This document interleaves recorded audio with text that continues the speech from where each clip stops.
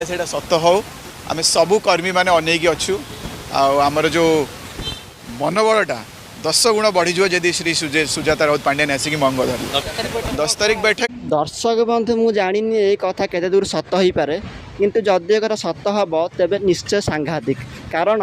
आपड़ जानते जो भिके पांड्यान जो पूरा अधा बीजेडी छारखार हो गला जदि स्त्री मंगुआल हेबे अर्थात उत्तराधिकारी हेबे तो जी बीजेडी शक्ति अच्छे से ध्वंस हो तो दर्शक बंधु जदि अगर सत हुए तेज केवल जो बीजेडी नुहे सारा ओडिशा पे एक अंधकार हो कारण नवीन पट्टनायक भली नेता तो मिलवा कष्टकर किंतु जो विरोधी दल भाव भूमिका ग्रहण कर नवीन पट्टनायक बीजेडी दल से छारखार हो तो दर्शक बंधु गोटे कथा सबू मीडिया खाली यही टॉपिक उपर घाटुंट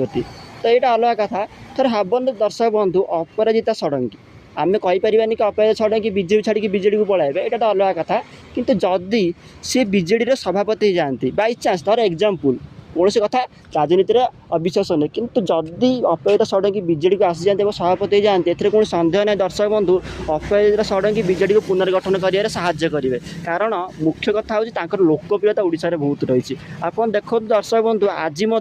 मोहन माझी विकल्प स्वरूप मुख्यमंत्री भाव लोक अपराजिता षडंगी को चाहते ए कौन सन्देह ना कि कौन द्विमत ना कि दुखर कथा दर्शक बंधु अपराजिता षडंगी को कौन भी बीजेपी बड़ बड़ नेता मैंने चाहूना से अपराजिता षडंगी आज मुख्यमंत्री ना किंतु लोकप्रिय तांके आगुरी जमी थे एवं से ओडिशा से अच्छा जदि अपराजिता षडंगी को नवीन पट्टनायक कन्विन्स करेंगे कि आगामी बीजेडी उत्तराधिकारी स्वरूप बछा तेज निश्चित ए कौन सन्देह ना कि अपराजिता षडंगी जी कोर्ट हिसाब से बीजेपी रही खाली ना को मात्र दिथर एमपी होती ना केन्द्रमंत्री मिलूँ ना ओडिशा कौन पद मिलूँ तो सी